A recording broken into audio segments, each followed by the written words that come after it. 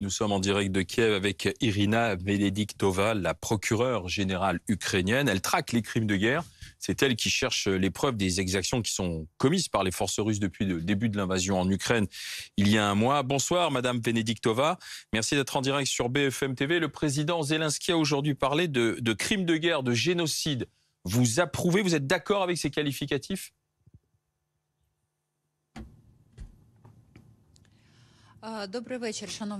Bonsoir, chers concitoyens français, nous vous sommes reconnaissants pour votre soutien. Nous ressentons votre sincère désir de nous aider et merci pour cette possibilité de m'exprimer devant vous. Depuis le début de la guerre, nous avons enregistré plus de 4000 crimes militaires, crimes de guerre. En ce qui concerne le génocide, nous avons commencé à enquêter également dès les premiers jours de la guerre les crimes de génocide. Actuellement, nous menons des expertises quant aux appels au génocide. Lorsque nous pourrons passer directement à la qualification juridique, en tant que citoyenne de l'Ukraine, cela me fait très mal de voir tout cela. En tant que juriste, je qualifierais cela aujourd'hui comme un crime de guerre et les crimes contre l'humanité. Mais il est évident que pour l'instant, nous n'avons pas vu la réalité de ce qui s'est passé à Mariupol et c'est là que nous pourrons parler d'autres qualifications et dont donc la qualification la plus terrible, la plus grave, c'est le crime de génocide. Est-ce que la justice ukrainienne a commencé à enquêter sur le terrain, notamment à Boutcha, sur ces crimes de guerre ? Oui. Hier, nos forces ont pu entrer à Boutcha. D'abord, c'était des démineurs, ensuite, c'était des forces de l'ordre. Nous avons quadrillé la région de Kiev, car il n'y a pas que Boutcha. Il y a également Gostomel, il y a Vorzel, Irpin, Borodianka, d'autres localités, villages et bourgades. Donc tout cela a été quadrillé et les forces de l'ordre travaillent maintenant, donc appliquent le travail de procédure et d'enquête. La Russie rejette catégoriquement toutes ces accusations liées à la découverte de ces cadavres. Elle parle de mise en scène organisée par les Ukrainiens. Que répondez-vous à cette réponse russe ?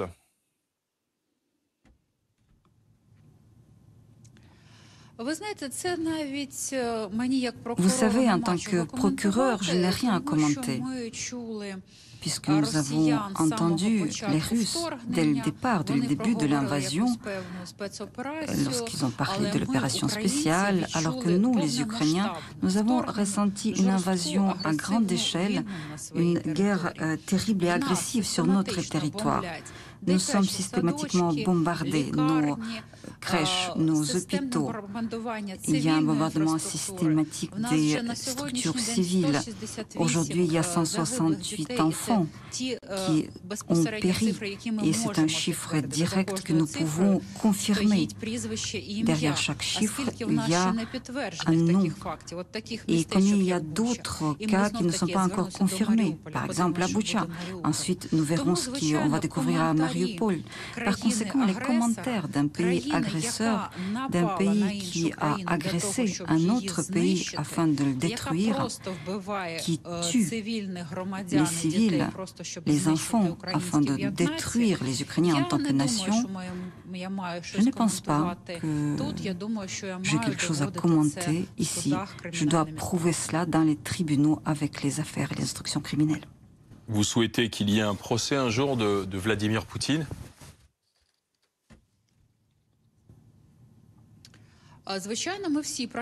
Évidemment, nous travaillons tous pour ce tribunal et nous travaillons pour que chaque responsable soit traduit devant la justice, à commencer par les gens qui ont déclenché cette guerre, qui ont appelé à cette guerre, qui ont créé toutes les conditions pour cette guerre, qui ont envahi le pays, qui ont donné des ordres précis de tuer les civils. Et bien évidemment, je considère, et il me semble que tout procureur dans chaque pays doit travailler pour que le mal soit puni. Les criminels doivent être traduits devant la justice. Par conséquent, l'histoire des parquets ukrainiens, des procureurs ukrainiens, leur affaire est de faire les enquêtes et de présenter ensuite aux tribunaux ukrainiens et ensuite au tribunal pénal international toutes les preuves. L'Union européenne veut aider justement au recueil de ces preuves sur les crimes de guerre. Est-ce que vous souhaitez qu'il y ait des enquêteurs européens, internationaux qui viennent vous aider, notamment à Boutcha et ailleurs ?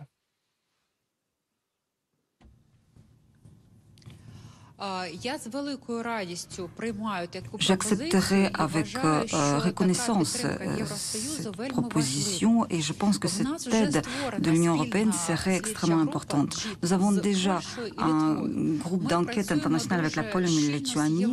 Nous travaillons très étroitement avec Eurojust.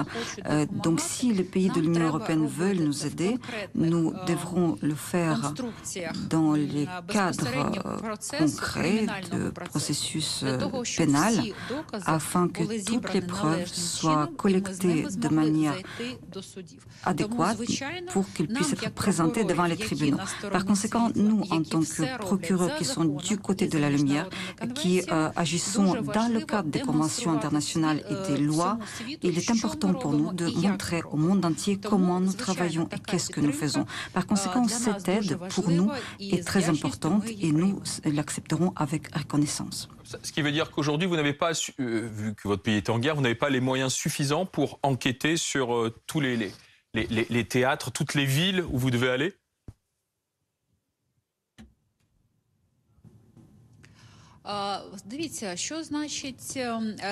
Que veut dire pas assez de possibilités? Lorsqu'il y a des attaques, des bombes qui tombent, lorsque les procureurs se trouvent dans les abris antiaériens parce que les attaques concrètes sont menées et notamment par les armes interdites par les conventions internationales dans le monde entier. Et les procureurs le voient, le constatent dans les endroits qui sont aujourd'hui sous le feu. Les procureurs sont dans ces endroits et ils le voient. Nous avons des difficultés à enquêter justement dans cette phase chaude de guerre.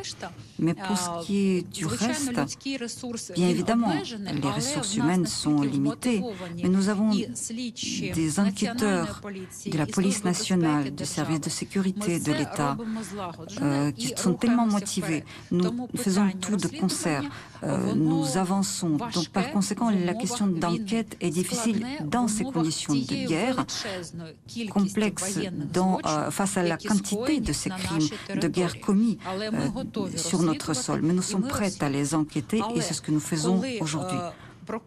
Mais lorsqu'un procureur de TPI, Karim Khan, veut venir chez nous ou est prêt à envoyer un groupe d'enquêteurs, nous sommes ravis. Lorsque nos partenaires du groupe d'enquêteurs communs pourra venir chez nous, nous serons très heureux aussi. Car alors, nos collègues voient la vérité et voient directement ce qui se passe sur place. Par conséquent, l'Ukraine a toujours aspiré à faire partie de l'Union européenne, de la famille européenne. Nous sommes ouverts à tout. Sur les images qui sont diffusées, on voit donc des cadavres qui jonchent les rues. Est-ce que selon vous, les soldats ont répondu à des ordres précis de leur hiérarchie pour commettre ces crimes de guerre, ou est-ce que ce sont des crimes isolés commis par les soldats? Quel est votre avis là-dessus?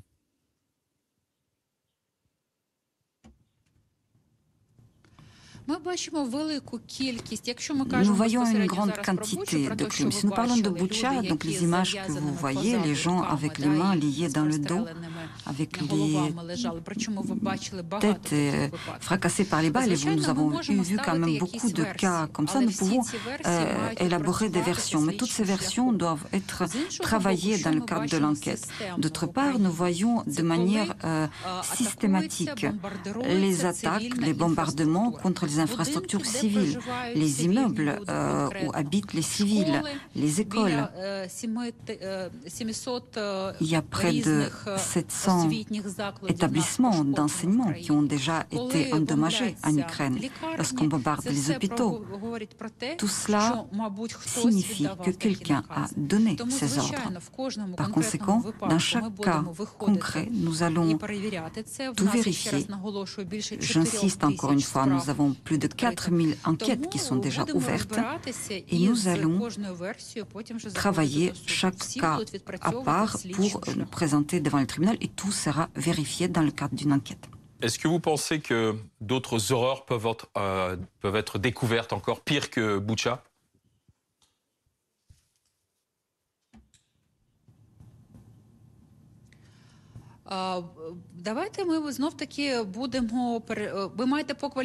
Vous voulez dire de la qualification ou comment voulez-vous dire d'autres faits? Dans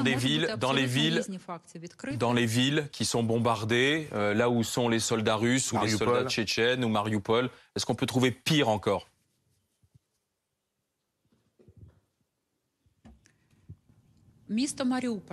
La ville de Mariupol, je suis certaine que c'est une ville qui va nous abîmer nos âmes, car aujourd'hui c'est une ville otage.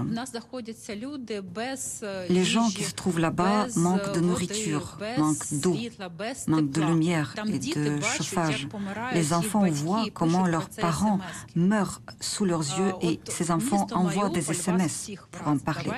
La ville de Mariupol va vous effarer. Attendons que la glorieuse armée ukrainienne libère cette ville et on parlera des faits que nous constaterons. Je pense que nous les découvrirons. Merci Madame la procureure Irina Venediktova, procureure générale d'Ukraine en direct de Kiev pour BFM TV. Merci Madame.